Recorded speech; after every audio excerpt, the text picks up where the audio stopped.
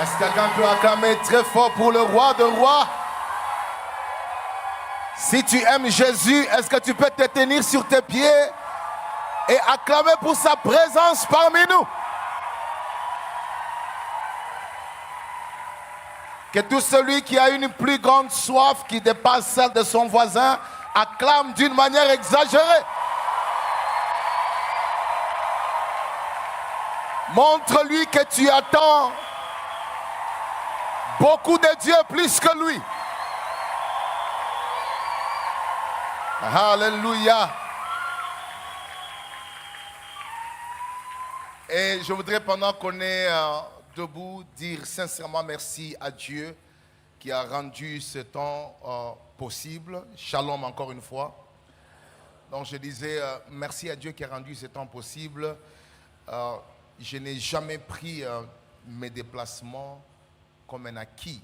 Ça a toujours été une faveur de Dieu parce que plusieurs choses peuvent arriver dans les déplacements. Mais si Dieu nous garde, c'est parce qu'il a encore besoin de nous et qu'il nous protège. Est-ce qu'on peut rendre grâce au Dieu protecteur de sa grâce et sa faveur? Mais deuxièmement, pendant qu'on est dans la même position, j'ai dit merci au pasteur Parfait, qui est vraiment un frère pour moi, ainsi que la mère de la maison. Moi, ça fait super honorer sa présence parmi nous, s'il vous plaît. Ils sont une famille pour moi. J'honore ce que Dieu fait au travers de leur vie. Vous êtes une église aussi formidable, la chorale formidable, un peuple formidable. Et je voudrais vous promettre que par la grâce du Seigneur, nous allons passer une semaine extraordinaire parce que le Seigneur est au rendez-vous. Je veux que tu me trouves 7 personnes. Dis-lui, le Saint-Esprit veut te rencontrer, le Saint-Esprit veut te rencontrer. Dis-leur ça, le Saint-Esprit. Trouve-moi 7 personnes, tu leur dis ça, le Saint-Esprit veut te rencontrer. Alléluia. Le Saint-Esprit veut te rencontrer. Ouais, si tu as fini, dis-lui, le Saint-Esprit veut te rencontrer.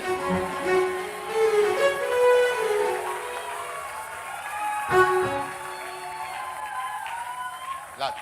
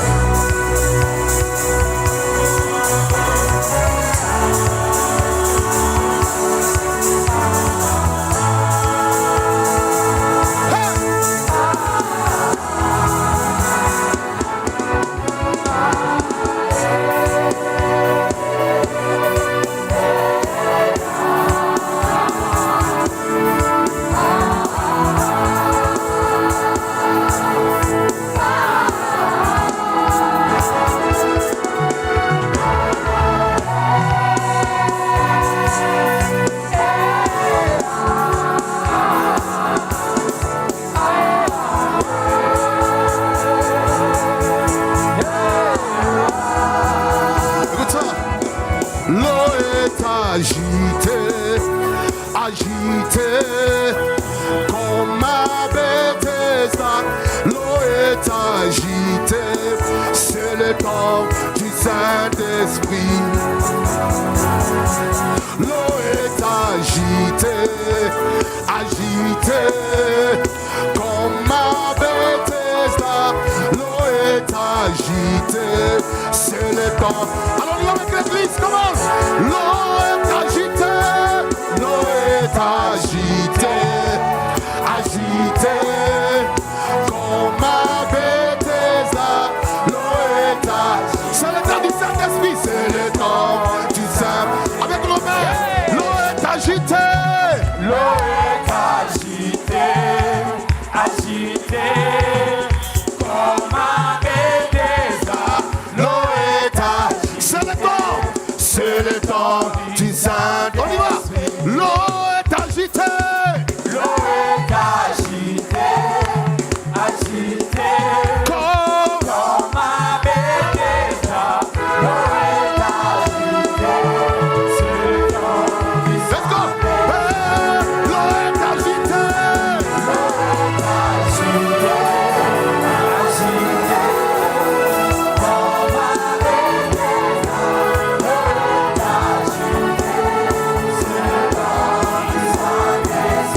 Oh, c'est le temps du Saint-Esprit. Oh, puissant. Oui, c'est le temps du Saint-Esprit ce soir. Hey! Dans ma famille, c'est le temps du Saint-Esprit. Dans mon église, c'est le temps du Saint-Esprit ce soir. Écoute ça. De profondeur en profondeur, j'avance. De profondeur en profondeur. Hey! De profondeur en profondeur, j'avance. Let's go! Oui, de profondeur en profondeur. Hey! De profondeur en profondeur. Hey! De gloire en gloire. En gloire, j'avance. Alléluia. Let's go. De gloire en gloire. Quelqu'un peut avancer. De gloire en gloire. Hey. D'onction en onction. J'avance. Yes. De puissance en puissance. Hey. D'auteur en auteur. Hey. Plus fort. D'impact en impact. Impact. J'avance. De sagesse en sagesse. Hey. On y va. Quelqu'un peut avancer. Plus fort. Fire, fire, fire, fire, fire, fire, fire, fire, fire, fire, fire. Moto, moto, moto, moto. Plus fort. Fire, fire, fire, fire, fire, fire, fire, ya, ya, ya, ya, ya. Fire, ya, ya, ya, ya, ya, ya. Fire, ya. Plus fort. On y va. Faveur, faveur, faveur, faveur, faveur, faveur, faveur, faveur. Power, power, power, power. Let's go. Fire, fire, fire, fire, fire, fire, fire, fire, fire, fire, fire, fire.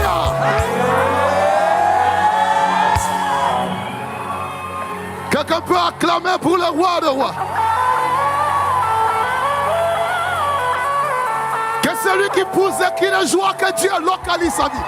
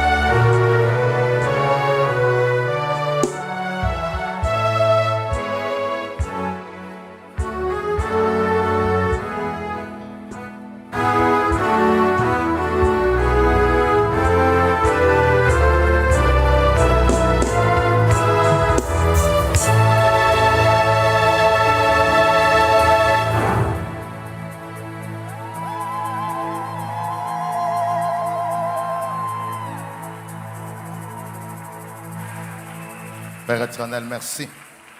Parle-nous ce soir, oriente-nous, visite-nous, que ta pensée soit claire dans nos esprits, oriente et manifeste ta faveur. Fais-nous du bien, sans ton nom que nous avons ainsi prié, et nous disons Amen. Acclamons très fort pour le Seigneur.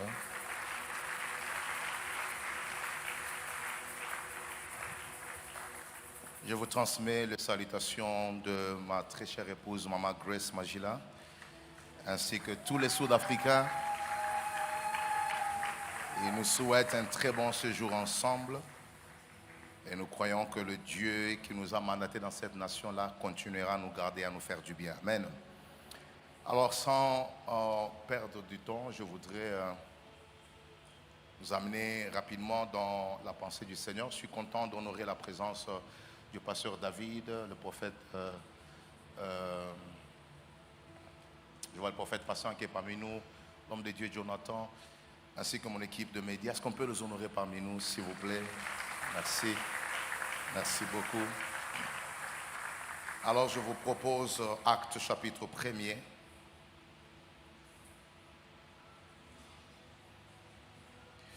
Je vous propose Actes chapitre 1er. Nous allons prendre le verset 13 jusqu'à 14.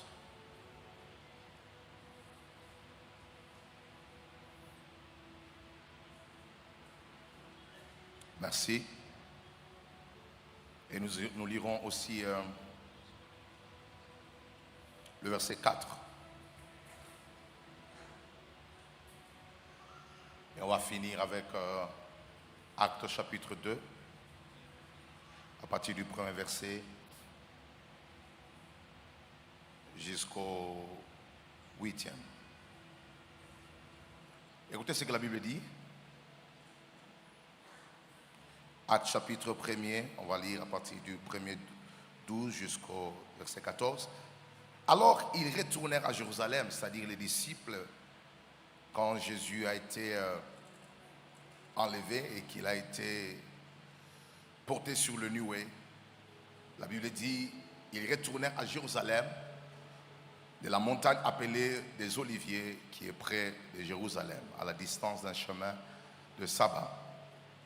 Quand ils furent arrivés, ils montèrent dans la chambre haute où ils se tenaient d'ordinaire. Quelqu'un peut dire après moi, d'ordinaire. Quand ils furent arrivés, ils montèrent dans la chambre haute où ils se tenaient d'ordinaire. Dis après moi, d'ordinaire. C'était Pierre, Jean, Jacques, André, Philippe, Thomas, Barthélemy, Matthieu, Jacques, fils d'Alphée, Simon les Zélotes et Jude, fils de Jacques. Tous d'un commun accord, persévérer dans la prière avec les femmes et Marie, mère de Jésus, et avec le frère de Jésus. Je voudrais que nous puissions rapidement passer au deuxième texte. Le jour de la Pentecôte, ils étaient tous ensemble dans le même lieu. Tout à coup, il vint du ciel un bruit comme celui d'un vent impétueux. Et il remplit toute la maison, ils étaient assis. De langues semblables à des langues de feu leur apparurent, séparées les unes des autres, et se posèrent sur chacun d'eux. Et ils furent tous remplis du Saint-Esprit et se mirent à parler en d'autres langues, selon que l'Esprit leur donnait de s'exprimer. Alors il y avait en ce jour à Jérusalem des Juifs, hommes pieux, de toutes les nations qui sont sous le ciel.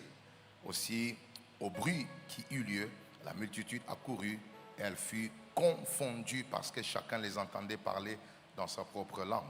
Ils étaient tous dans l'étonnement et la surprise et se disaient les uns les autres, voici ces gens qui parlent, ne sont-ils pas tous galiléens?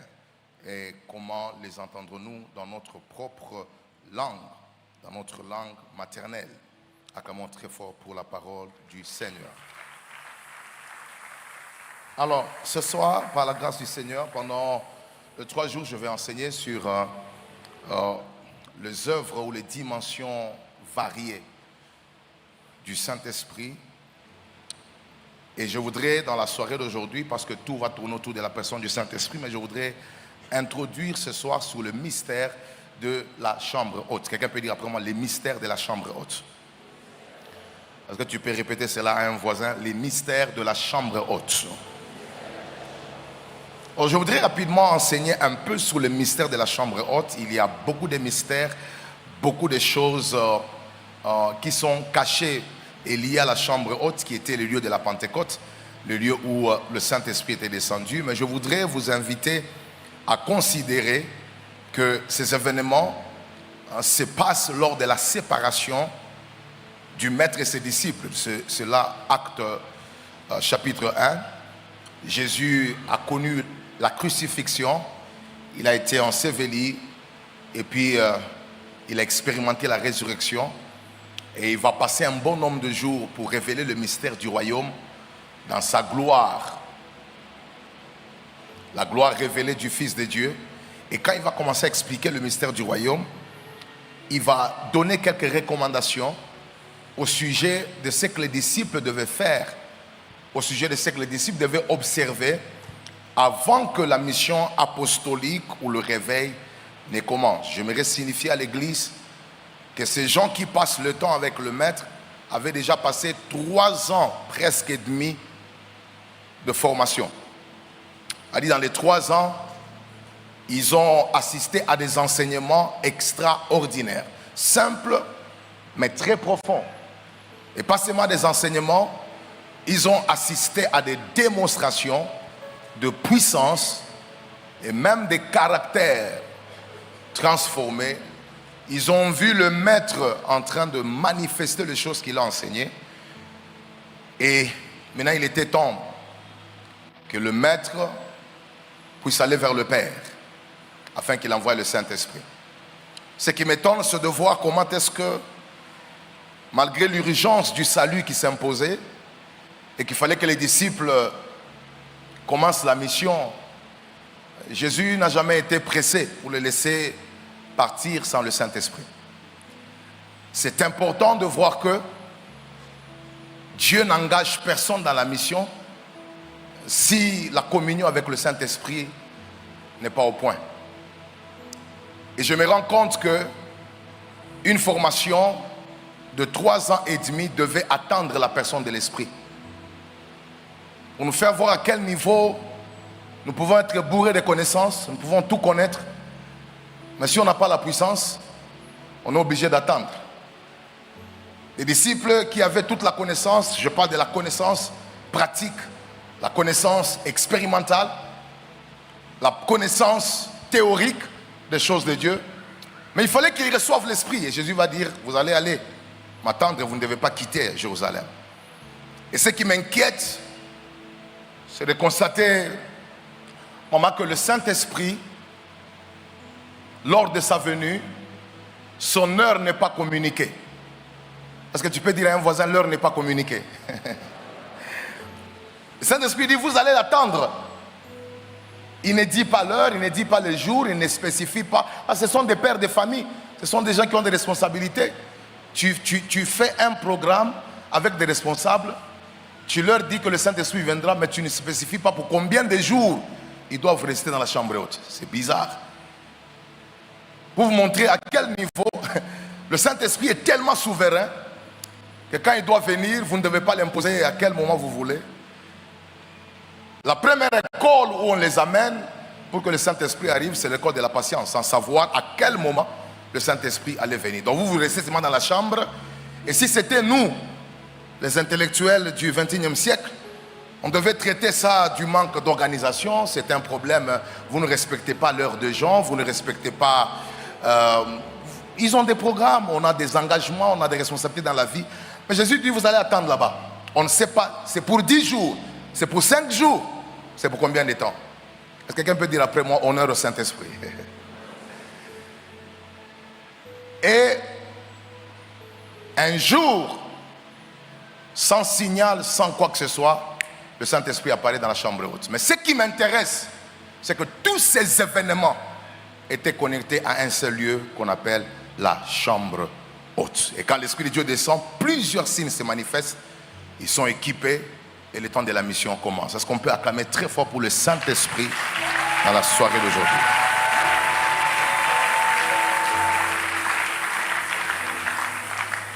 Nous allons poursuivre quelques objectifs ce soir pour ceux qui sont en train de noter. Nous voulons premièrement, dans la soirée d'aujourd'hui, révéler l'importance et la place stratégique de la chambre haute dans la Pentecôte. L'importance et la place stratégique de la chambre haute dans la Pentecôte. C'est-à-dire quand il est question du Saint-Esprit, quand il est question de dons, quand il est question de ces manifestations, quelle est la place qu'occupe la chambre haute? Et cette chambre haute, je voudrais que vous puissiez retenir que sera tout au long de mon enseignement un symbole de la maison de Dieu. Quelqu'un peut dire après moi un symbole de la maison de Dieu. Voilà. Donc nous voulons rapidement utiliser cette chambre comme un symbole du lieu dans lequel nous nous trouvons.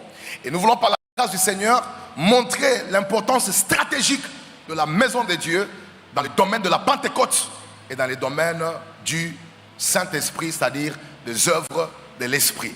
Mais deuxièmement, c'est préparer nos cœurs à une rencontre particulière avec le Saint-Esprit. Préparer nos cœurs à une rencontre particulière avec le Saint-Esprit. Nous voulons, au travers de cet enseignement sur le mystère de la chambre haute, préparer le cœur de tout croyant à cette rencontre personnelle avec le Saint-Esprit. Vous savez, dans la marche, on commence toujours avec Dieu sur base de ce qu'on a entendu faire dans la vie de l'autre. C'est le début. Il ne faut jamais dénigrer ta foi qui est fondée sur les expériences des autres. Parce que Dieu utilise les témoignages des expériences des autres pour former en nous la foi. La foi vient de quoi? De ce qu'on entend. Il y a des gens dans la Bible qui ont été guéris, comme Bartimée, comme la femme à la perte de sang, qui n'ont pas entendu ou qui n'ont pas assisté à une réunion de Jésus pour savoir ce que Jésus faisait, pour être le témoin oculaire et auditif de ce que Jésus pouvait faire, mais ils ont entendu. C'est-à-dire que la foi a été basée sur ce qu'ils ont entendu. Donc dans la marche avec Dieu, on commence toujours par ce qu'on a entendu Dieu faire dans la vie des autres. Et puis après, on doit faire le passage que Job a connu. J'entendais parler de toi, mais maintenant, mon œil t'a vu. Je voudrais vous signifier que l'homme qui dit que j'entendais parler de toi, c'est l'homme sur qui Dieu a fait les témoignages en disant, il me craint. C'est un homme qui se détourne du mal. Cet homme a pu atteindre une dimension de sainteté et de crainte de Dieu qui a fait que le Seigneur lui-même témoigne sur sa personne, mais c'était sur base de ce qu'il entendait de Dieu. Jusqu'à ce qu'à la fin de son appel, il dit maintenant, j'entendais parler de lui. Donc on peut même former la crainte, on peut bâtir une vie de la crainte de Dieu sur base des choses qu'on a entendu Dieu faire dans la vie des autres. Jusqu'à ce que dans la rencontre personnelle avec le Saint-Esprit, on commence maintenant à bâtir une communion et une histoire qui est basée sur des expériences personnelles qu'on a eues avec le Seigneur. Et c'est ce que j'annonce pendant ce séminaire. Tu vas partir de ce que tu as entendu Dieu faire dans la vie de l'autre à la dimension de vivre des choses personnelles avec le Seigneur. Et je voudrais déclarer que tout celui qui a un cœur ouvert, ce que tu as entendu dans la vie de Catherine Kuhlman, tu peux le vivre aussi chez toi. Ce que tu as entendu dans la vie de ton pasteur, tu peux aussi le vivre chez toi. Les expériences qui ont pénétré dans les chambres des hommes ouins peuvent aussi pénétrer dans ta chambre, parce que le Seigneur aimerait préparer ton cœur à cela. Est-ce que je peux écouter un assoiffé qui s'attend à cela dans cette salle? Je n'entends pas la voix d'un assoiffé dans cette salle. Mais aussi, troisièmement, nous voulons, au travers de cet enseignement, découvrir les choses que la chambre haute nous révèle. Vous savez, découvrir les choses que la chambre haute nous révèle. Vous savez, Dieu est un Dieu de mystère et toute écriture est inspirée de Dieu. C'est-à-dire que ce n'est pas pour rien que le livre des Actes des Apôtres commence dans une chambre haute. Le réveil qui a touché le monde entier n'a pas commencé dans une croisade. N'a pas commencé dans une montagne. Le réveil qui a touché le monde a commencé dans les 4 murs. Et ici, c'est important que vous puissiez comprendre qu'il y a des choses que Dieu ne commence que dans l'église. Et que cette structure qui inaugurait la naissance de l'église, c'est-à-dire la chambre haute, pas simplement les croyants, mais aussi un lieu local dans lequel le croyant devait se réunir, était important et cachait des mystères en ce qui concerne la maison de Dieu. Donc, découvrir les choses que la chambre haute nous révèle. Et finalement, révéler les types de personnes que Dieu invite et visite dans la chambre haute. Invite et visite dans la chambre haute. En d'autres termes, équipe. Nous voulons voir dans cet enseignement les types de personnes que le Seigneur visite et équipe dans la chambre haute. Rapidement, je commence mon enseignement. Quelques remarques sur la chambre haute, symbole de la maison de Dieu. On y va. Quelques remarques sur la chambre haute, symbole de la maison de Dieu. Je voudrais que nous puissions faire quelques remarques importantes. C'est quoi la chambre haute? Que représente la chambre haute dans le contexte de notre enseignement de ce soir? Pour ceux qui sont en train de noter, vous devez signifier que la chambre haute était un lieu habituel pour les disciples. C'était un lieu habituel. Et le terme qu'on a utilisé, c'est que c'était un lieu commun, un lieu de tous les jours, ordinaire, voilà. C'était un lieu habituel pour les disciples, mais que le Saint-Esprit a rendu extraordinaire.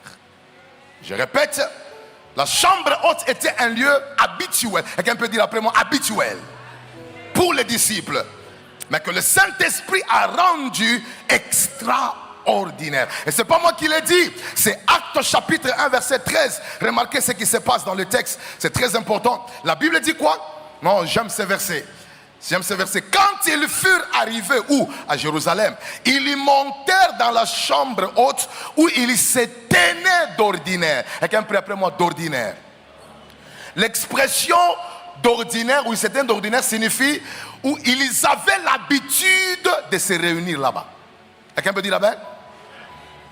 Où ils étaient régulièrement. En d'autres, ils avaient l'habitude de se réunir. Où ils avaient l'habitude de se réunir. Le lieu ordinaire, l'expression se tenait d'ordinaire, où ils se tenaient d'ordinaire, ils avaient l'habitude, un lieu où ils avaient l'habitude de se réunir. Un lieu où ils restaient régulièrement. Voilà. Ils se retrouvaient là-bas fréquemment. C'était un lieu commun, un lieu de tous les jours. Le mot ordinaire, c'est la régularité. Quelqu'un peut dire après moi, régularité, habitude. C'était un lieu où, ça dit que c'était devenu un endroit de tous les jours. Et je faisais un peu de recherche, je me suis rendu compte que il y a même des commentateurs qui ont dit que la Pâque et même le fait de laver le pied des disciples, c'est comme si c'était le même lieu, la même chambre haute que le lieu où s'est passé encore la Pentecôte. Et ils expliquent comment est-ce que l'expression « ils se tenaient d'ordinaire » signifie que le jour où ils sont allés à Jérusalem pour vivre la Pentecôte à l'intérieur n'était pas le premier jour pour eux de fréquenter cet endroit-là. C'était un endroit ordinaire. J'ai une bonne nouvelle que j'aimerais donner à quelqu'un. Le même lieu habituel de culte peut devenir inhabituel lorsqu'on s'attend au Saint-Esprit. Je répète, le même lieu habituel de culte peut devenir inhabituel et extraordinaire lorsqu'on s'attend au Saint-Esprit et qu'on lui laisse la liberté d'agir. Je voudrais dire à quelqu'un, peut-être tu es habitué à cet endroit. Ça fait beaucoup d'années que tu viens ici et cet endroit est devenu un endroit ordinaire et habituel pour toi. Mais j'aimerais déclarer que dans cette saison, le même lieu où tu viens d'ordinaire sera cette semaine extraordinaire. Pas à cause de l'apôtre, pas à cause de maman, pas à cause du pasteur parfait, mais à cause du Saint-Esprit qui est sur le point de te visiter. Celui qui me dit amen, que Dieu le visite. J'ai dit celui qui me dit amen, que Dieu le visite. Ce n'est pas un nouveau lieu de culte qui apporte le changement, mais la manifestation du Saint-Esprit en son sein. Je dis, ce n'est pas un nouveau lieu de culte qui apporte les changements. Ce n'est pas les changements d'église ou des salles qui apportent le changement, mais c'est la liberté de l'esprit dans cet endroit qui apporte les changements. Et je viens déclarer cette semaine, dans la même salle où tu étais dimanche, où tu étais il y a une année, c'est dans la même salle cette semaine où l'extraordinaire, où l'inhabituel est sur le point de... My God! Dans le même lieu où ils ont connu la Sainte Seine, dans le même lieu où Jésus a lavé le pied, dans le même lieu où ils entraient d'une manière habituelle, c'est dans ce même lieu où il y a eu des bruits. Il y a eu l'atmosphère, il y a eu le vent. Je déclare que cette semaine, peut-être on a encore le même décor dans la salle, mais spirituellement, il y a un nouveau décor qui va arriver. Celui qui me donne un bon amen, le lieu habituel va devenir extraordinaire. Je dis, le lieu habituel va devenir extraordinaire. Dis à un voisin, ne t'habitue pas à cet endroit. Dis-lui, même si tu viens ici d'ordinaire, voici la bonne nouvelle. Là où le Saint-Esprit agit, le lieu devient extraordinaire. Le lieu devient un lieu de signes. Je viens de déclarer que ces cultes auront un commencement connu, mais une fin inconnue. Parce que là où le Saint-Esprit travaille, le début est souvent connu, parce que c'est lié à la programmation du culte. Mais au fur et à mesure qu'il vient, il y a des expressions telles que les jours de la Pentecôte, ils étaient ensemble. Et tout à coup, pourquoi tout à coup? C'est parce qu'il y a des choses auxquelles vous ne vous attendez pas, que le Saint-Esprit va manifester au long du culte que vous ne maîtrisez pas. Dis à un voisin, sois prêt pour vivre l'inattendu.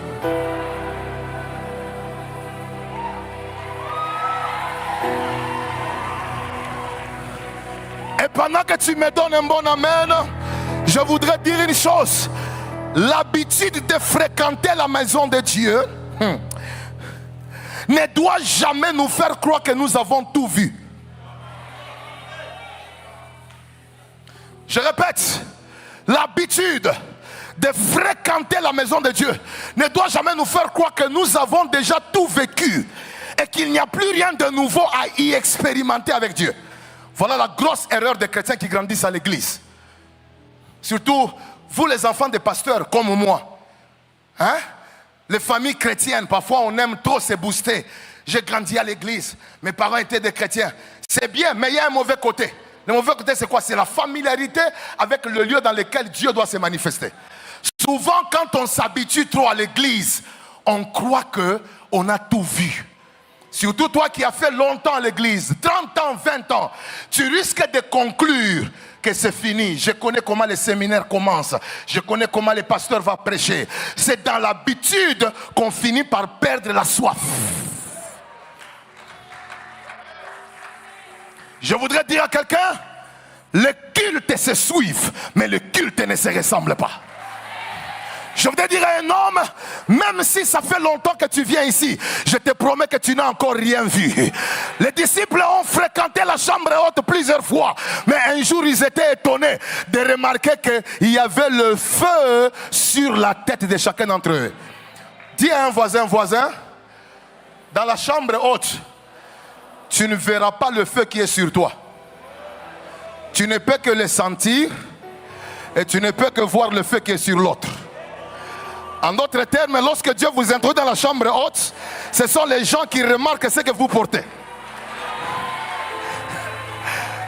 Mais ce que Dieu te donne comme grâce, c'est de sentir ce que tu portes. C'est pourquoi dans la chambre haute, tu peux avoir le feu. Mais si tu n'as pas de miroir, tu ne vois pas le feu. La seule des choses que tu vois, c'est ce que l'autre a porté. Cette semaine, tu verras ce que l'autre va porter. Mais aussi l'autre verra aussi ce que toi tu portes. Dis à un voisin, on va se voir.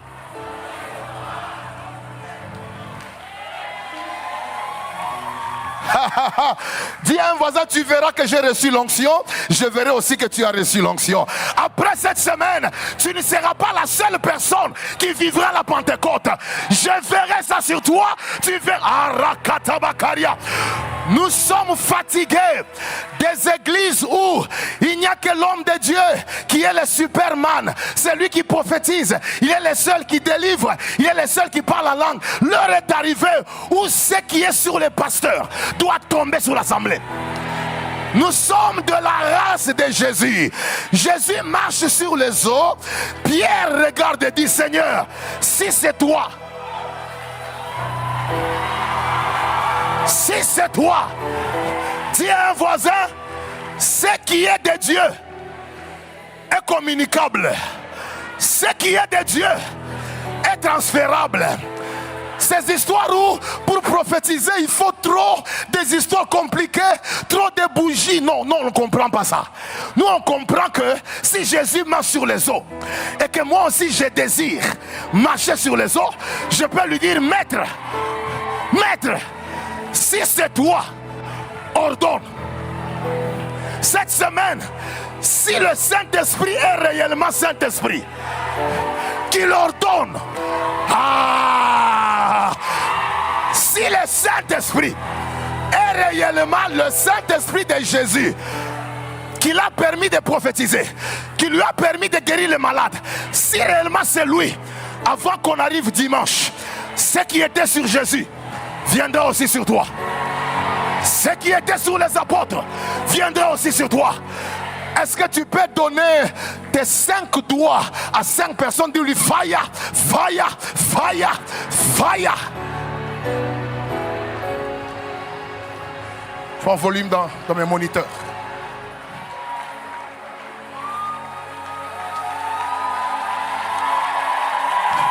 Celui qui acclame, que Dieu le visite. Je dis que Dieu le visite. Dis à un voisin, 2. La chambre haute n'était pas seulement un lieu ordinaire que Dieu a rendu extraordinaire, mais la chambre haute était le lieu secret d'équipement spirituel et de préparation pour la mission. C'était un lieu d'équipement spirituel et de préparation à la mission. Écoutez, pour ceux qui sont en train de noter, c'est dans ces lieux-là, ou dans la chambre haute, que les dons furent activés. Dis après moi, furent activés. Que le don et les grâces furent distribuées.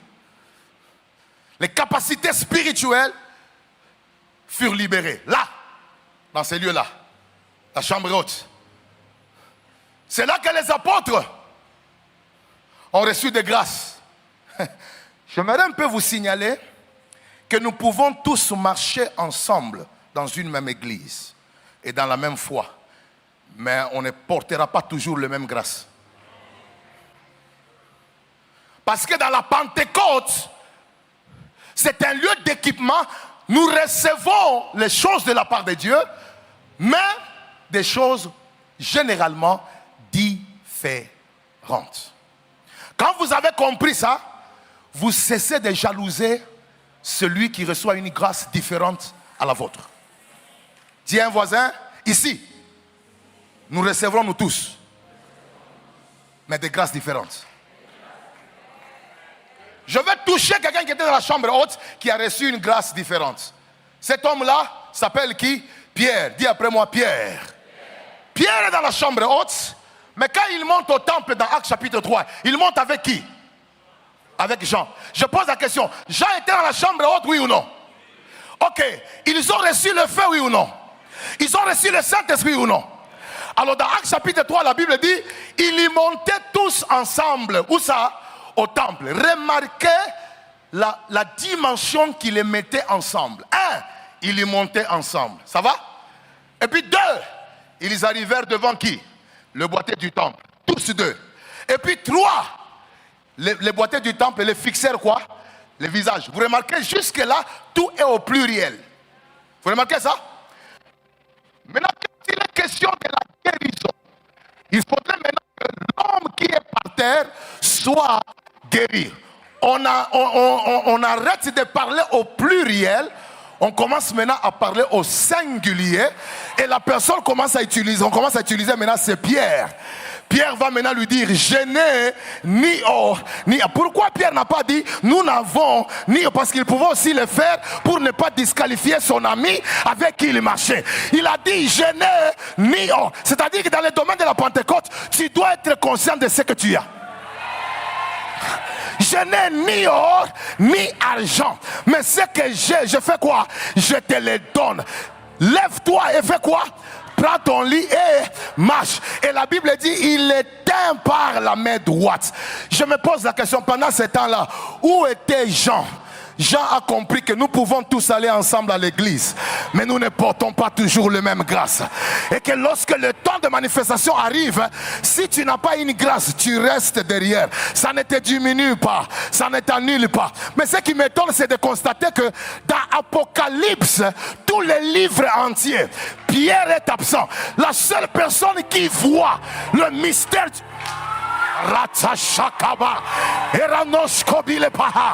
Ce qui m'étonne, c'est qu'en Apocalypse, Pierre n'est pas là. Parce que lui a reçu la grâce des miracles, mais il n'a pas reçu la grâce de révélation apocalyptique, de révélation du temps de la fin. Lui n'a pas reçu ça. Mais vous avez un papa, d'après les commentateurs, les yeux sont troués, mais il a les yeux spirituels pour voir les aigles, l'agneau, les 24 veillards, les trônes, les lions, les grandes eaux, la prostituée, Jézabel. Il voit tout, les 7 églises du temps de la fin. Il explique la guerre d'Armageddon. Il explique la descente de l'ange. Il explique des mystères qui vont arriver au temps de la fin. Même le retour, même la présence de l'Antéchrist. Il explique des mystères. D'où vient cela? Les grâces. Dis à un voisin, qui avait amené le réveil à Samarie? Si tu le connais, citons le nom ensemble. 4. Diacre qui? Philippe. C'est Philippe, non? Avez-vous remarqué que Philippe, quand il est arrivé là-bas, la Bible dit quoi? Il y avait des guérisons, il y avait des miracles, il y avait des délivrances. Mais jusque-là, personne n'était baptisé du Saint-Esprit. Parce que l'homme qui est spécialiste dans le domaine des baptêmes, c'est Pierre. Dans la chambre haute, parmi les grâces qui sont tombées sur lui, il y a, lui quand il arrive, dès qu'il dit Rakotoshkobe Handa Bakaria, les gens commencent à être baptisés. Les gens commencent à être baptisés. Je déclare que dans cette réunion, chacun aura une spécialité. Tu me donnes un bon amen et je prêche la parole. Imaginez-vous, maman, là-bas à Samarie, le réveil est arrivé, les gens sont sauvés, mais les gens n'ont pas encore reçu la puissance et le revêtement du Saint-Esprit. Il fallait qu'on envoie Pierre de Jérusalem. Aujourd'hui, on entend dans l'église, oh non, nous sommes tous les mêmes. Nous ne sommes pas les mêmes. Nous portons des grâces différentes. Quelqu'un devait sortir de Jérusalem pour venir apporter le réveil, mais cette fois-là, les gens devaient être baptisés. La Bible dit, quand il arrive, il pose les mains sur quelques personnes. Paf! Il reçoit le Saint-Esprit. Mais Philippe qui est là pendant beaucoup de jours, personne n'est baptisé. Comme si cela ne suffisait pas, Dieu va encore l'envoyer chez Corneille. Arrivé chez Corneille, il ne prie même pas pour eux. La Bible dit pendant qu'il prêchait, le Saint-Esprit tomba sur eux. Pierre avait atteint la dimension où sa grâce ne fonctionnait plus seulement par la prière qu'il faisait, mais même quand il prêchait. Tu vas grandir dans ta grâce. Je dis tu vas grandir dans ta grâce. Est-ce que je peux rectifier quelque chose? Dis après moi, rectifie apôtre, rectifie. Je veux rectifier quelque chose. Nous avons un langage humain que nous appliquons nous tous. Moi si j'ai entendu ça, je l'ai aussi appliqué dans ma marche jusqu'à ce que le Saint-Esprit m'a reproché un jour. Souvent nous disons, oh, sa grâce a grandi, son onction a grandi. Oui, c'est un langage humain. Mais dans les Écritures, tout don est parfait. Tout don est excellent. Quelqu'un me dit amen? Mais maintenant, en réalité, ce n'est pas le don qui grandit. C'est toi qui dois grandir dans la compréhension de comment le don fonctionne. C'est pourquoi la Bible dit dans Luc 2, 52, Jésus croissait en stature, en sagesse et en grâce. Ce n'est pas les grâces qui grandissaient, c'est Jésus qui croissait. Je prie que cette semaine, que tu grandisses dans les grâces. Ah, je dis que ton homme intérieur grandisse dans les grâces. Mais la vérité aussi, c'est que Dieu peut t'augmenter des dimensions. Dieu peut t'augmenter des niveaux. Celui qui me donne un bon amen, reçois cela au nom d'eux. Reçois cela au nom d'eux. Alors, ce que je veux dire ici, c'est quoi? La chambre haute, c'est un lieu d'équipement. C'est-à-dire la maison de Dieu. Et quelqu'un dit après moi, la maison de Dieu est un lieu d'équipement spirituel. Notez ceci. Dieu n'expose pas et ne lève pas les hommes dans le royaume ou dans le monde sans les avoir suffisamment équipés dans sa maison.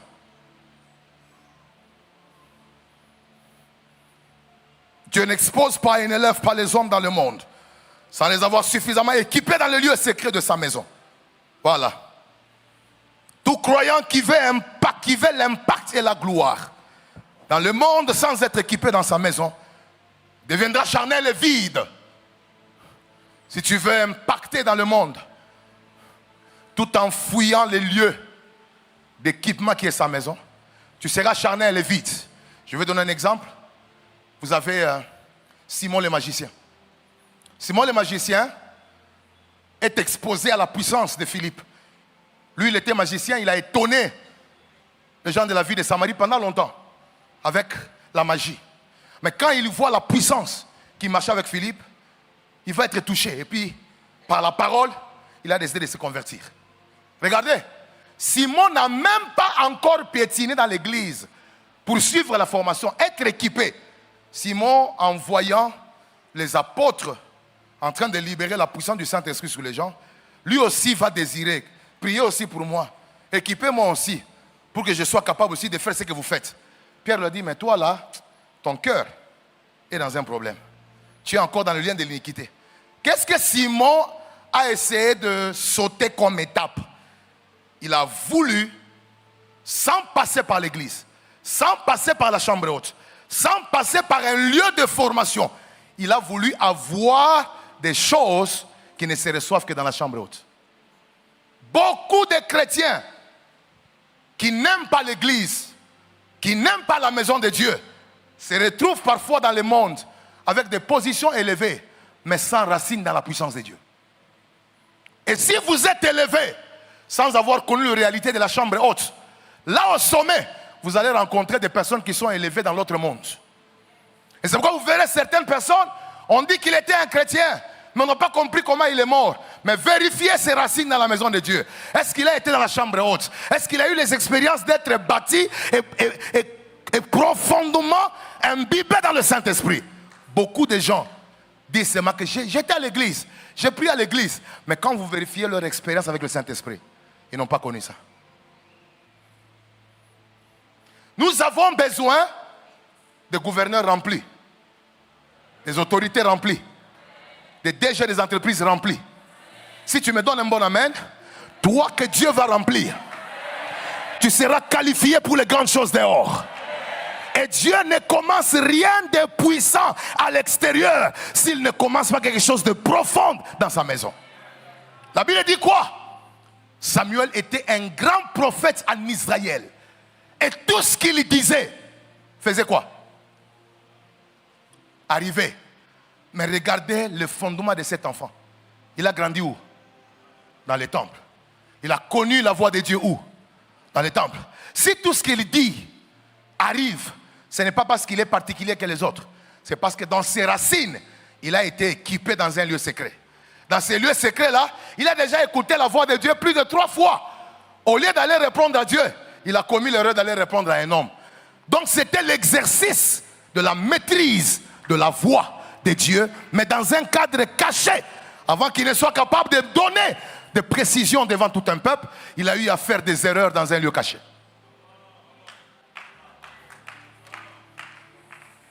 À l'église, acceptez que ceux qui sont encore jeunes dans la foi fassent aussi des erreurs. Parce que c'est un lieu de formation. Oui, Personne ne peut marcher sans tâtonner.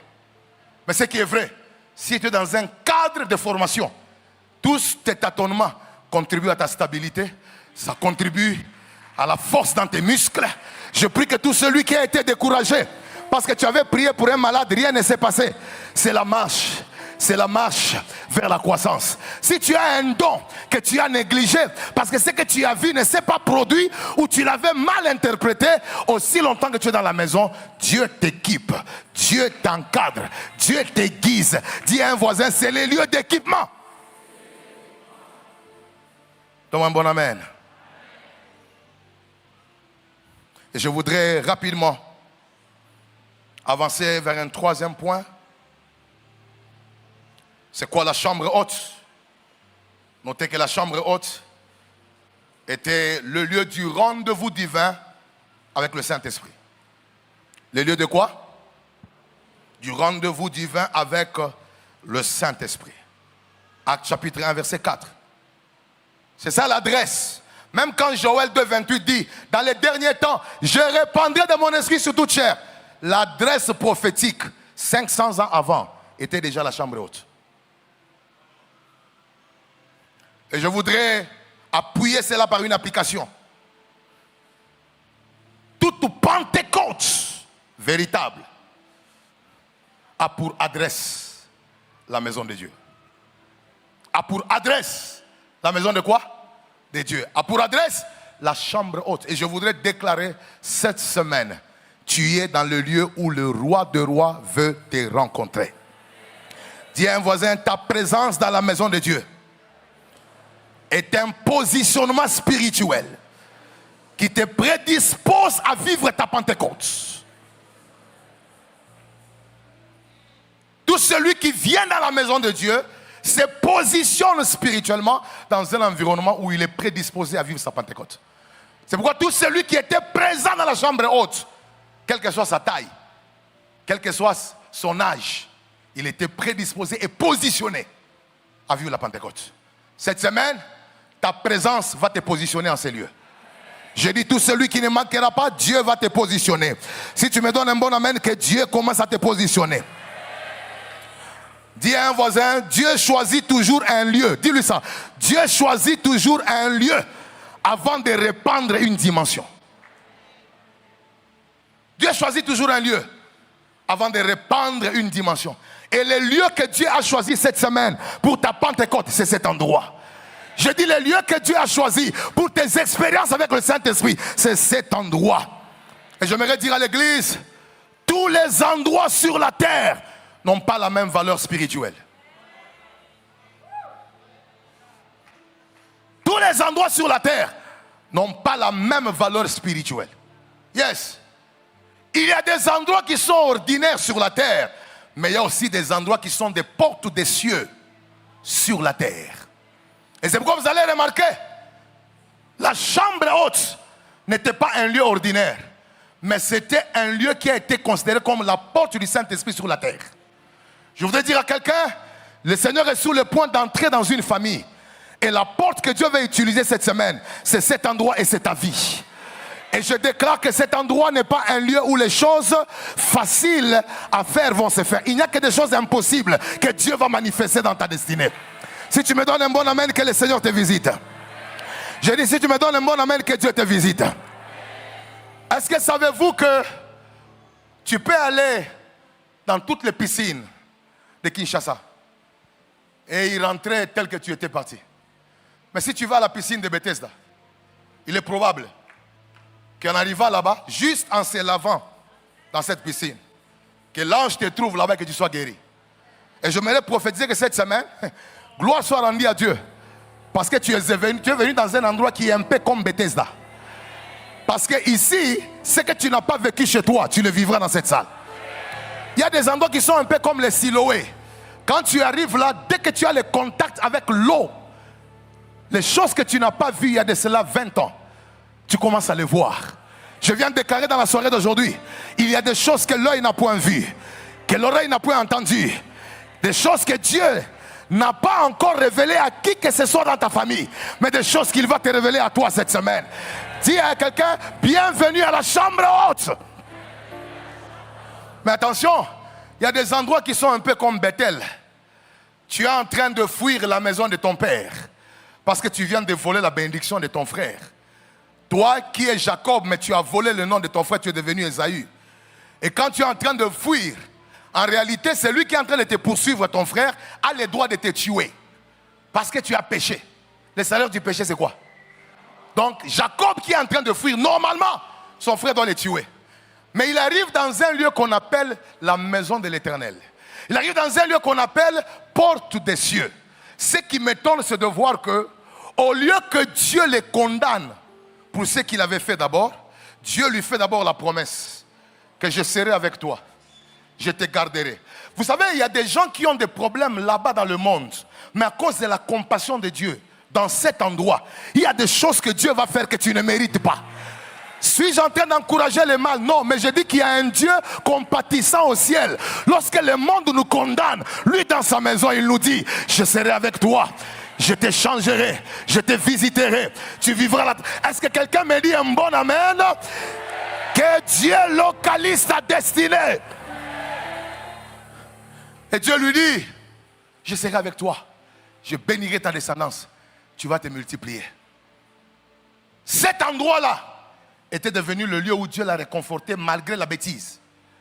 Et Dieu n'a pas fixé avec lui là-bas, Dieu l'a laissé, il est parti. Quand il revient encore là-bas, cette fois-là, il dit, Seigneur, je ne te laisserai pas, bénis-moi. Dieu va lui dire, quel est ton nom? Dis à un voisin, est-ce que Dieu a besoin de demander notre nom? Parce qu'il est omniscient, n'est-ce pas? Ça dit qu'il connaît tout. Mais pourquoi est-ce que Dieu a demandé à Jacob, un humain, quel est ton nom? C'est parce que chaque litige que tu as avec Dieu, aussi longtemps que tu ne le fixes pas, tu ne verras jamais ta vraie identité, ta vraie gloire. Quand il avait quitté la maison de son père, il avait quitté avec un nom qui ne lui appartenait pas. Le nom qu'il avait, c'était Ésaü. Alors pendant toutes ces années, quand il marchait, Dieu le voyait comme Ésaü. Alors le jour où il a dit, Seigneur, bénis-moi, le Seigneur a dit, bon, avant que je ne te donne ce qui est à toi, tu dois d'abord renier ce qui n'est pas à toi. Alors il va lui dire, quel est ton nom? Quand il dit Jacob, pour ceux qui étaient là-bas dans son environnement, il croit que c'est une simple présentation. Mais cependant, dans le monde spirituel, c'est une rectification d'un mensonge.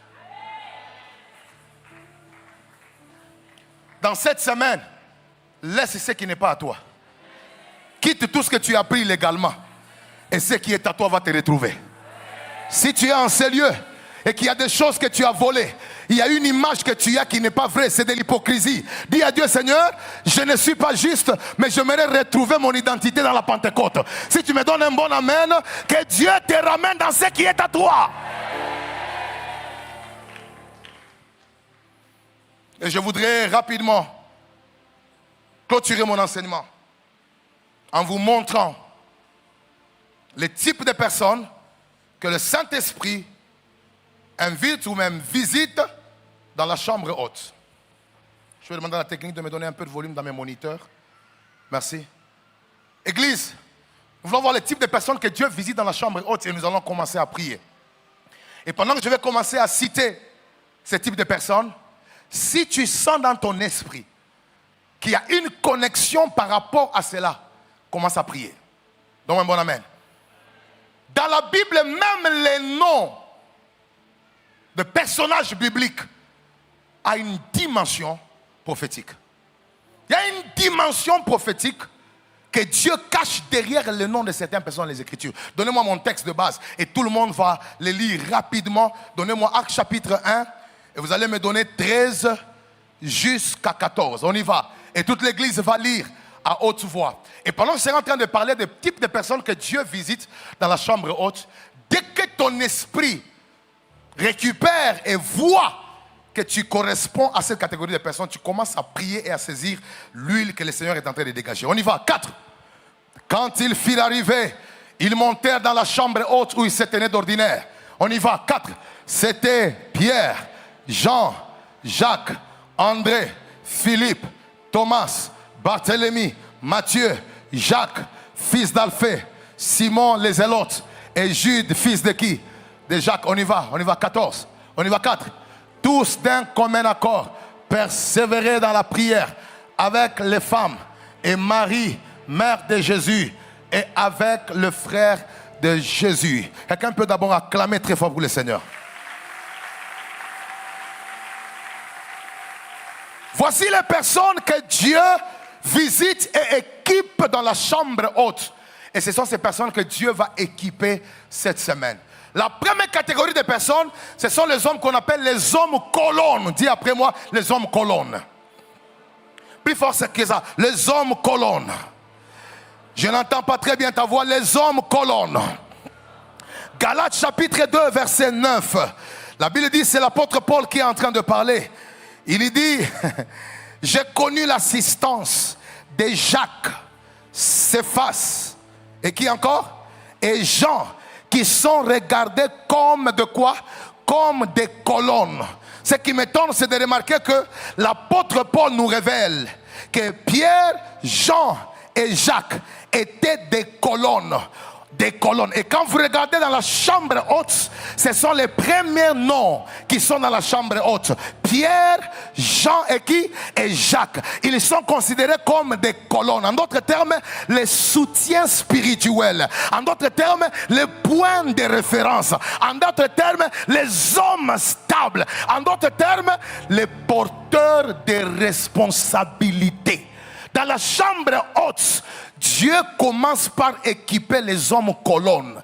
Ce sont des personnes que Dieu élève dans l'église et dans la société, mais en leur donnant de lourdes responsabilités qu'ils doivent assumer. Et ces personnes sont des hommes stables dans la foi et dans tout ce qu'ils font. Et dans cette salle, Dieu m'a dit cette semaine, il y a des personnes colonnes. Vous savez, si cet édifice tombe, il y a les colonnes qui vont rester. Ils sont les colonnes de leur famille. Ils sont les colonnes de leur maison. Ils sont les colonnes de leur nation. Si tu me donnes un bon amen et que tu es une colonne, que Dieu t'équipe dans cette saison, my God. Je dis que Dieu t'équipe dans cette saison. Vous savez ce que j'aime avec les colonnes? Ils sont capables de porter le grand poids sans se plaindre. Si tu remarques dans ta vie que trop de responsabilités retombent sur toi, il ne faut pas dire je suis fatigué. C'est un appel. Je dis c'est un appel. C'est pourquoi vous allez remarquer, tu peux être le plus jeune de la famille, mais rien ne peut se faire dans la famille sans que tu ne sois consulté. Ce n'est pas un problème d'âge, c'est un problème de tu es une colonne. Et je déclare aucune personne colonne ne va sortir de cet endroit sans que Dieu ne l'équipe, sans que Dieu ne l'établisse. Tu me donnes un bon amen? Cette semaine, Dieu va établir les colonnes dans la puissance. Les parents sont morts, mais c'est toi qui es resté la colonne. L'oncle est mort, c'est toi qui es resté la colonne. Dieu m'a dit cette semaine, c'est toi qu'il veut utiliser, c'est toi qu'il veut équiper, c'est toi qu'il veut responsabiliser pour une nouvelle dimension de gloire. C'est pourquoi vous allez remarquer, l'église de Jérusalem est soutenue par ces trois hommes: Jacques, Jean et Pierre, des hommes colonnes. Et je vais te donner un signe. Si tu reconnais que dans votre famille il y a des hommes colonnes, et toi-même tu es colonne, commence à claquer le main pour dire: Saint-Esprit, je suis là, équipe-moi, équipe-moi, équipe-moi, équipe-moi.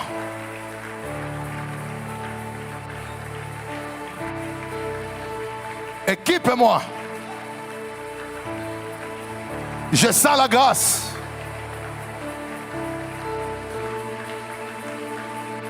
Yes. Les colonnes demeurent debout quand tout le monde tombe. Ils ont de lourdes responsabilités dans une génération et dans une famille. Alléluia. Pendant que tu es en train de claquer les mains, si tu reconnais que tu es un homme colonne, dis au Saint-Esprit: je suis aussi dans la chambre haute. Je suis aussi dans la chambre haute. Ne me passe pas outre. Cette semaine, je suis là. Cette semaine, je suis là. Dis après moi: au nom de Jésus, en tant que colonne de ma famille, de mon église et de ma nation, je ne tomberai pas. Je ne serai pas découragé, car je suis appelé à rester debout lorsque tout le monde est par terre. Je proclame à partir de maintenant, reçois la grâce d'être une vraie colonne. C'est pourquoi je t'interdis de te plaindre comme tes sœurs. Je t'interdis de te plaindre comme tes frères. Si tout le monde se plaint, toi en tant que colonne, tu dois leur dire: l'Éternel est mon berger, je ne manquerai de rien. Quand je marche dans la vallée de l'ombre de la mort, je ne crains aucun mal, car Dieu est avec moi. Est-ce que je peux entendre les cris des colonnes?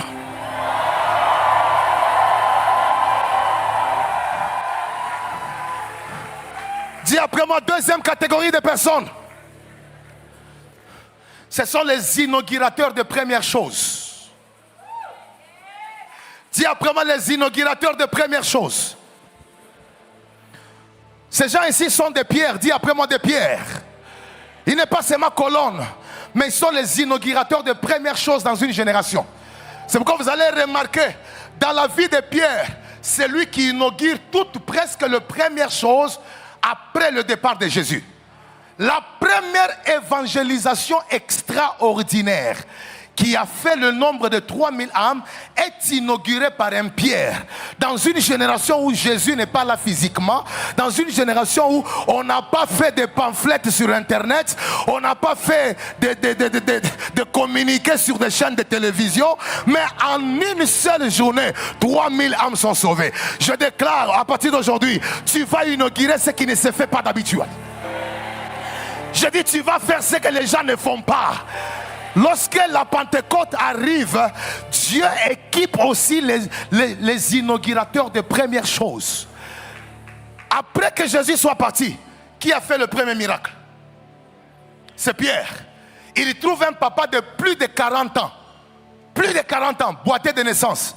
Il n'entre pas en retraite. Il ne dit pas: Seigneur, guéris-les. Il dit: ce que j'ai, je te le donne. Et c'est pour la première fois dans l'absence de Jésus qu'un disciple parmi tous les 120 opère un miracle. Je prie que tu sois la première personne qui va faire lever les choses qui ont été par terre pendant plus de 40 ans. Je suis en train de déclarer: ce que ton père a laissé par terre, toi tu les ramènes en haut. Les choses que les gens n'ont pas vues dans ta génération, à partir de cette Pentecôte, ils les verront par toi. Est-ce que je peux voir les inaugurateurs de premières choses dans la salle?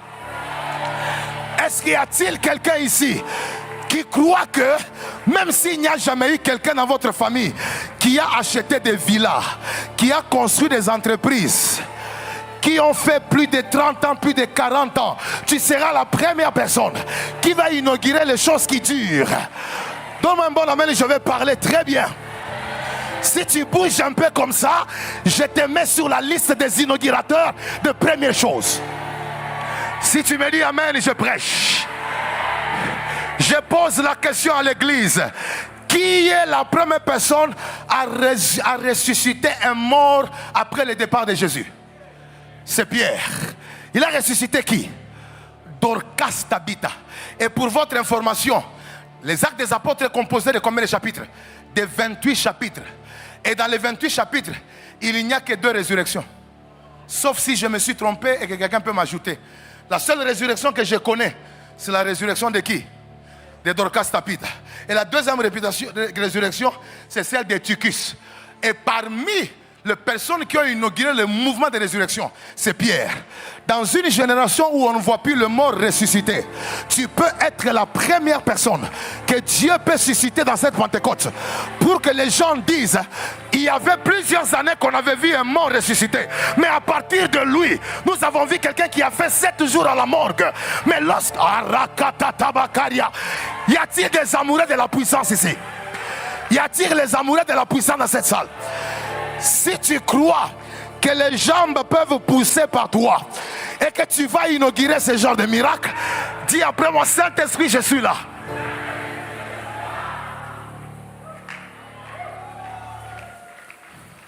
Bien, mesdames les seigneurs, j'ai remarqué quelque chose.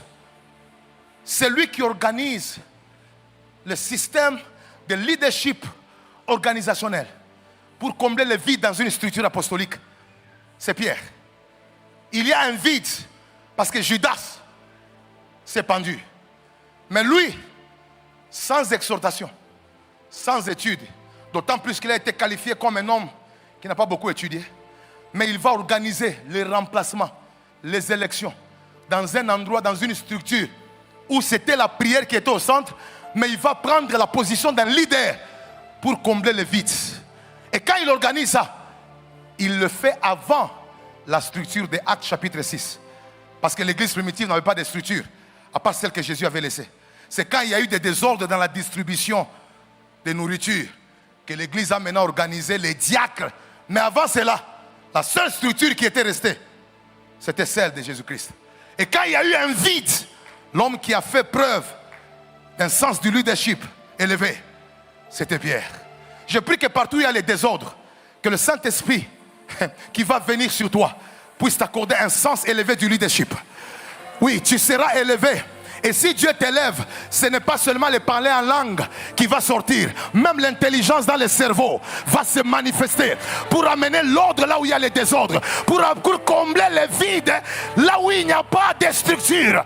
Dis à un voisin, je reçois l'intelligence d'organiser.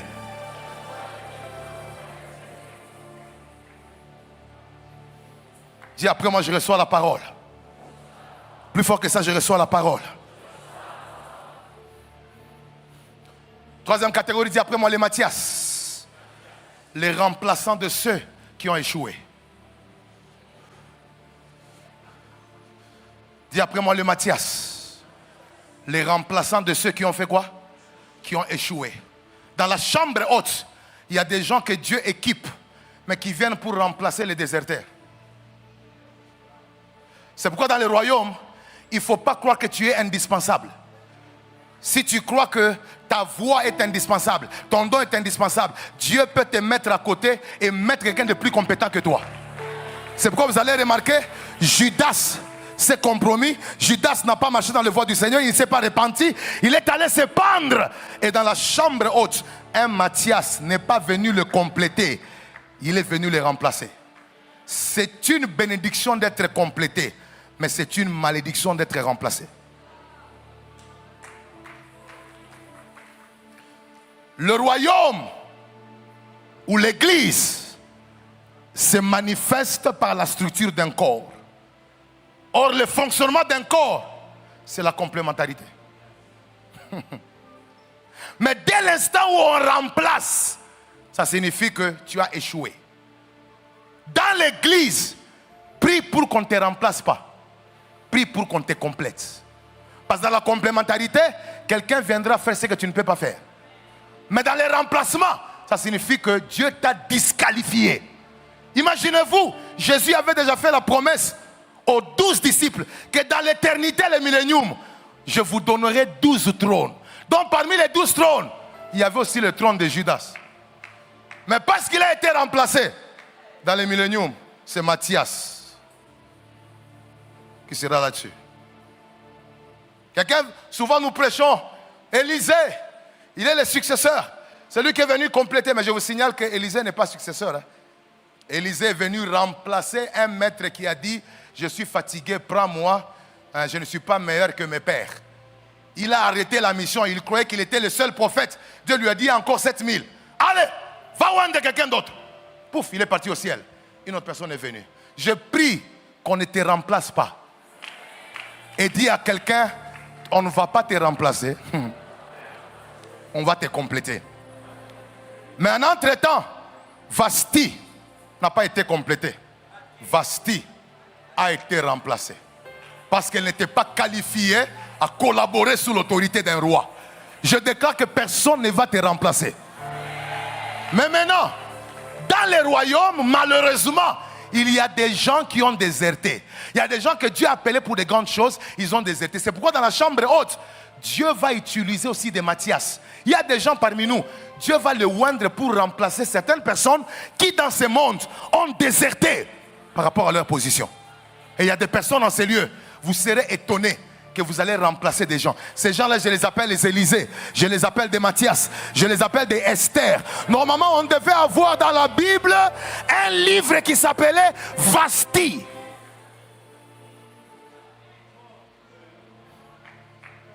On devait avoir un livre qui s'appelle quoi? Vasti. Mais parce qu'elle a été remplacée, le livre est devenu quoi? Je prie que dans cette saison, que tout celui qui est un Matthias, que Dieu a préparé et que Dieu va équiper, que tu ne quittes pas de cet endroit sans être loin pour remplacer un Judas. Je déclare que toute position de la société qui est libre, qu'un Judas a laissé, il y a des Matthias ici. Je dis, il y a des Matthias ici que Dieu va équiper et qui vont occuper ce territoire-là. Dis après moi, je reçois cela. Dis après moi, les maris. Ce sont les porteurs de grandes choses. Dis après moi, porteurs de grandes choses. Et les intercesseurs des nations. Qu'est-ce que vous remarquez? C'est Marie qui a porté qui? Jésus. Il y a des gens qui sont des porteurs de grandes choses. Leur vie est un aéroport des solutions des humains. Et cette semaine, Dieu va aussi vous oindre. Parce que par vous, il y a des choses qui vont atterrir. Par vous, il y a des choses qui vont naître. S'il y a une génération de maris, je veux qu'ils poussent des cris et que le ciel les entende.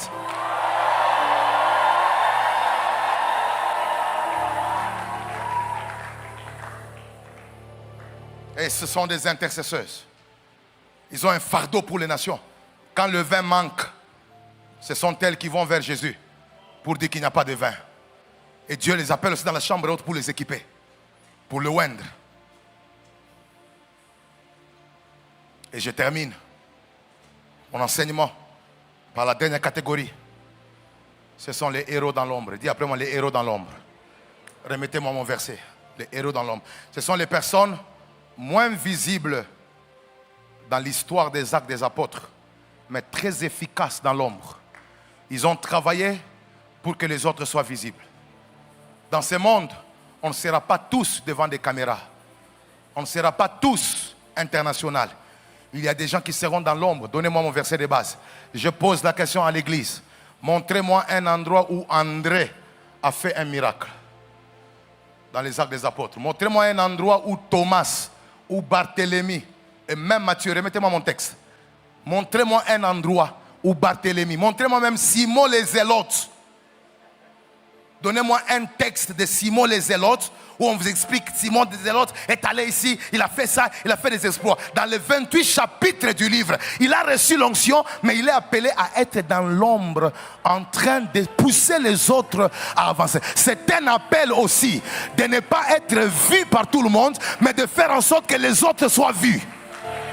Je prie que tout celui qui est dans cette salle, qui est de la catégorie des héros dans l'ombre, il est loin, il est équipé, mais lui doit travailler derrière les autres. Faites attention avec les soucis d'occuper la première place si vous n'êtes pas qualifié pour ça. Car le jour où David va vous le donner par malignité, en tant que Uri, vous allez mourir avant votre temps. Parce que Uri n'est pas un colonel du devant. Lui, c'est un homme de l'arrière. Le jour où on lui a donné une promotion pour le devant, je crois que quand il est arrivé que la lettre était en train d'être lue, il s'est dit, j'ai attendu la promotion pour être à la tête pendant longtemps. L'heure est arrivée, moi aussi on va me voir devant en tant que général. Mais il ne savait pas que cette position, c'était sa mort. Il y a des gens, si vous les mettez dans les positions internationales, ils vont mourir.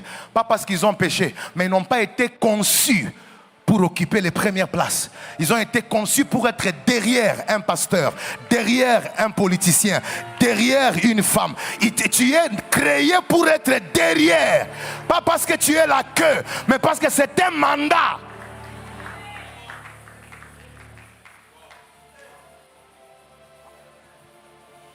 C'est pourquoi vous remarquez, dans la chambre haute, il y a des hommes dont on ne voit pas dans les actes des apôtres.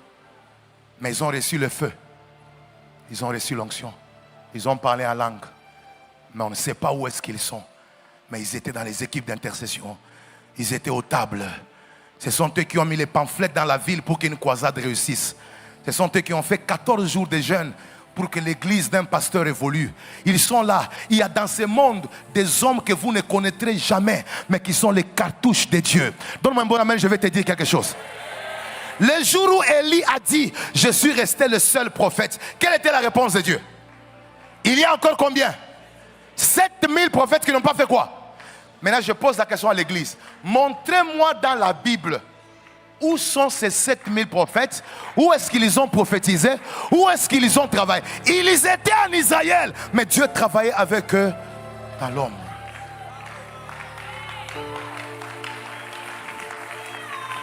Je déclare cette semaine, il y aura les héros dans l'ombre. C'est vrai qu'on ne les citera pas dans l'histoire, mais dans l'éternité, quand on va commencer à récompenser les gens, les pasteurs seront étonnés. Avant que certains pasteurs n'aillent recevoir la couronne, on dira d'abord, j'ai besoin d'une maman qui est là-bas au fond. C'est elle qui doit recevoir la couronne. Pourquoi? Parce que chaque 5 heures du matin, elle venait intercéder pour ton ministère. Et si ton ministère évoluait, c'est parce qu'il y avait une femme qui priait pour toi tous les jours. Dis à un voisin, tout ce que nous voyons n'est pas tout ce qu'il y a. Que Dieu bénisse sa parole.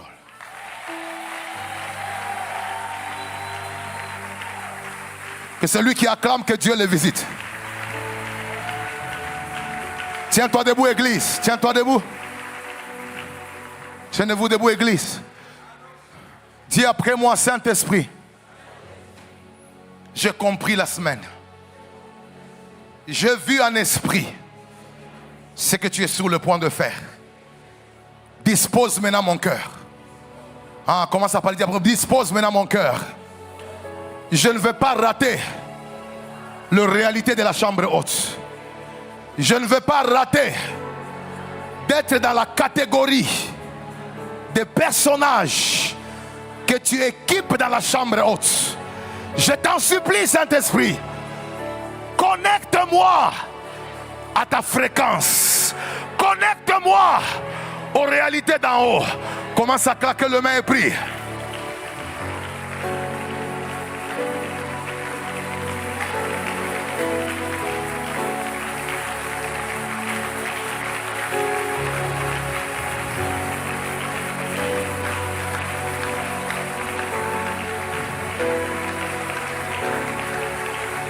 Alléluia.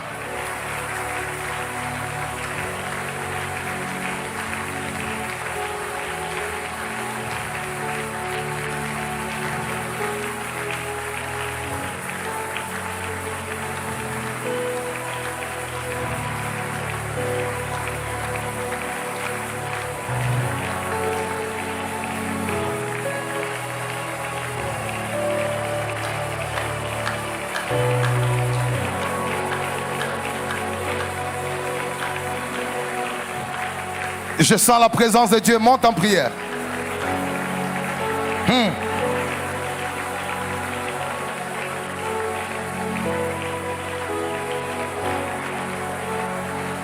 Monte en prière.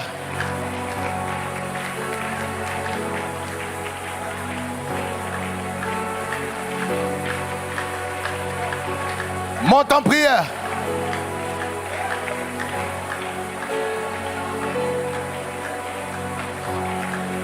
Il y a quelque chose que le Saint-Esprit est en train de faire. Bien aimé, c'est une soirée qui inaugure une nouvelle saison dans la vie d'un homme. Monte en prière.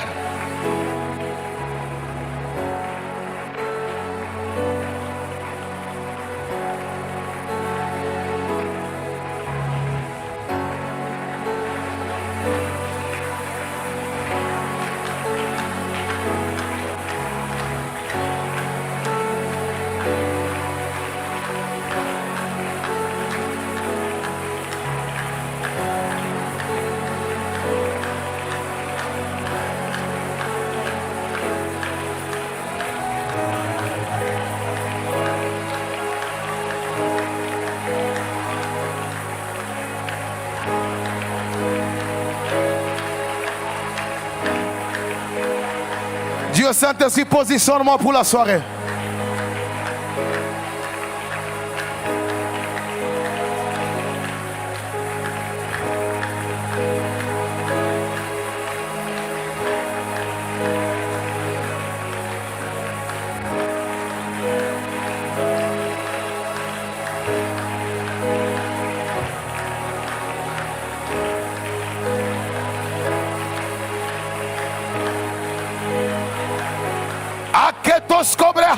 Kirabash.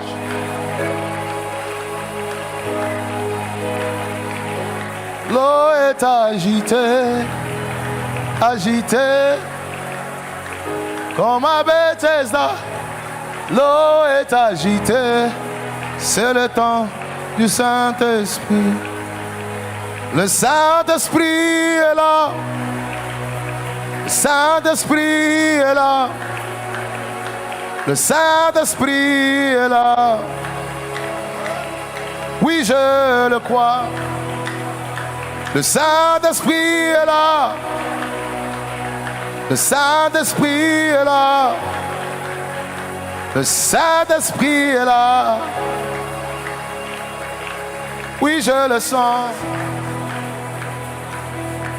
Mwanga mafuta yaro yako mwanga. L'eau est agitée, agitée, comme à Bethesda. L'eau est agitée, il est temps que je m'y plonge. Lève tes mains, lève tes mains. Alléluia. Il y a quelque chose que le Saint-Esprit m'a dit qu'il est en train de faire ce soir au premier jour. Le Seigneur aimerait attirer quelques personnes dans la réalité de leur appel. Il y a des gens parmi nous qui sont dans l'église mais n'ont pas encore commencé à fréquenter les réalités de leur appel et de leur mandat. Le Saint-Esprit m'a dit ce soir, je vais attirer quelques personnes dans le mandat de leur appel, dans la réalité des choses pour lesquelles je les ai appelés.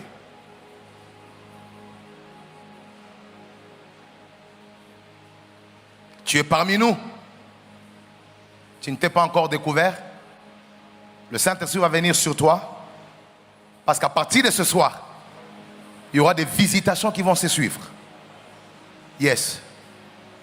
Des visitations qui vont se suivre.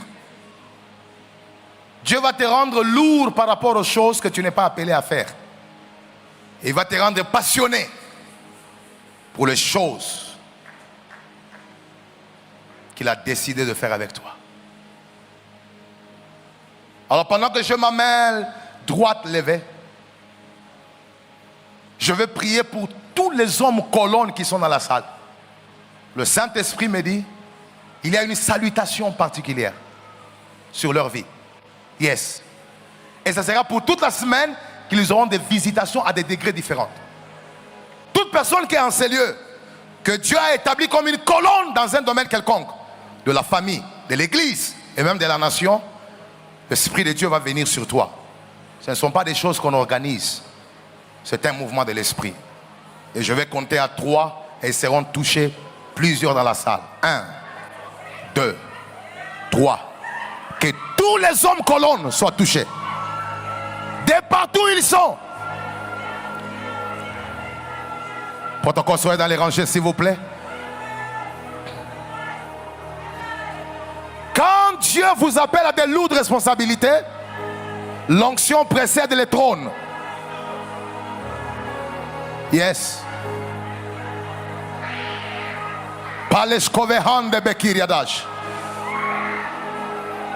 Protocole, aidez-nous à localiser ces gens et amenez-les ici devant. Conduisez-les vers devant. Il y a une présence forte sur les hommes et les femmes colonnes.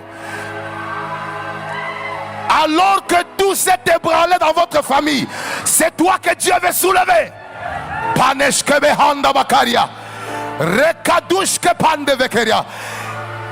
Ce sont des personnes négligées, rejetées, mais que le ciel a choisi. À partir de maintenant, rien ne va s'écrouler là où toi tu es.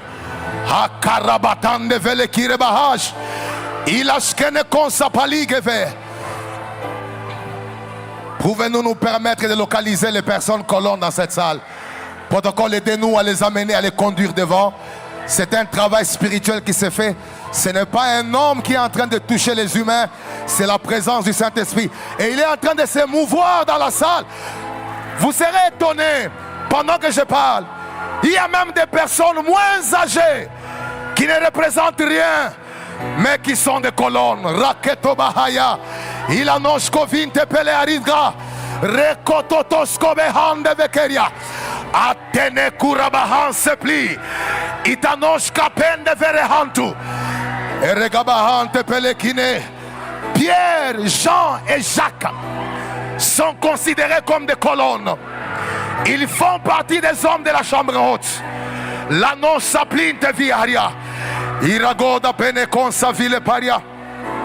Si tu es un homme colonne dans le domaine financier, il y a une onction qui va venir sur toi. Attention, protocole, aidez-moi. Il y a 7 personnes qui sont des colonnes financières. Je ne sais pas où est-ce qu'elles sont, mais je vois des étoiles dans la salle. Et le Saint-Esprit me dit, oui, c'est le premier jour. Et c'est le premier jour de leur inauguration. Tenez là-bas. Ils ne pourront pas supporter la présence de Dieu. Alena consapli revente qui n'est pas. Idanoshko vile parende. Et koriaga da da da da baharia. Sopene kente vele palijaba. Aligerebosaya. Ne soyez pas distraits, ne soyez pas distraits. Alléluia. Alléluia. Alléluia. Saint-Esprit, merci de nous permettre de voir les hommes et les femmes colonnes. Pendant que je parle, l'Esprit de Dieu me dit, il y a des hommes colonnes qui devaient mourir cette année. Mais à cause de leur présence ici ce soir, je les arrache de la mort. Je les arrache de la mort. Je les arrache de la mort. Je les arrache de la mort. Je les arrache de la mort. Je les arrache de la mort. Je les arrache de la mort. Tenez. Voilà. Sont libérés. Amenez-le. Karabahente vine koriabaha. Escopre. Iclarizo vehanta bakaria. Levons nos mains s'il vous plaît. Avant que je ne laisse ce micro, j'aimerais prier. Le Saint-Esprit m'a dit, par ma puissance, je vais oindre plusieurs personnes pour inaugurer les choses qui n'existent pas et qui sont impossibles dans leur lignée, dans leur environnement de base. Et le Seigneur m'a dit, regarde les personnes sur qui je vais libérer ma grâce et ma puissance. Ils vont inaugurer des choses qui n'ont pas pris place dans leur génération et dans leur lignée. Saint-Esprit, il y a des gens qui viennent de familles où il n'y a jamais de mariage plein d'honneur. Des gens qui viennent de familles où les choses ne durent jamais. Et tu m'as dit ce soir que tu es sur eux pour les visiter. Alors je lève ma main et je compte de 1 jusqu'à 7. Et je commence à déclarer, à partir de maintenant, de n'importe où tu me suis, je suis en train de t'amener parmi ceux qui vont inaugurer et briser, oui, les choses et les limitations. Maintenant, 1, 2, 3, 4, 5, 6, 7, 8. Allez, recevez la grâce. Voilà. Tenez-le. Tenez-le là-bas. Ils ne pourront pas supporter la présence de Dieu. Qu'est-ce qui a toujours été impossible dans votre lignée? Cette semaine, je dis bien cette semaine, c'est toi qui inaugures. Yes. Yes. Pendant que je suis en train de parler ici devant, le Saint-Esprit est en train de me dire, il est en train d'accorder à 10 personnes qui ont beaucoup prié pour le mariage. Le Seigneur me dit, il y a une forte grâce qui vient de tomber sur 10 personnes. Je ne sais pas si ce sont les hommes, ce sont les femmes, je ne sais pas. Mais le Seigneur m'a dit, ce ne sont pas juste de mariage, ce sont des mariages d'honneur et de stabilité. Et le Saint-Esprit me dit, pendant qu'on est en train d'acclamer, sa présence va les toucher. Yeah. Yeah. Voilà. Acclame. C'est une, c'est le. Tenez là-bas. Amenez-le. Amenez là-bas. Ils ne pourront pas supporter La présence de Dieu. Voilà. Rakoto sobra hende bekeria. Yes, yes, yes, yes. Yes. Yes, tenez là-bas. Rakababa. Le main ici, c'est une célébration prophétique. Yes. Yes. Des choses impossibles. Yes. La Kora Soblandi Kebaha.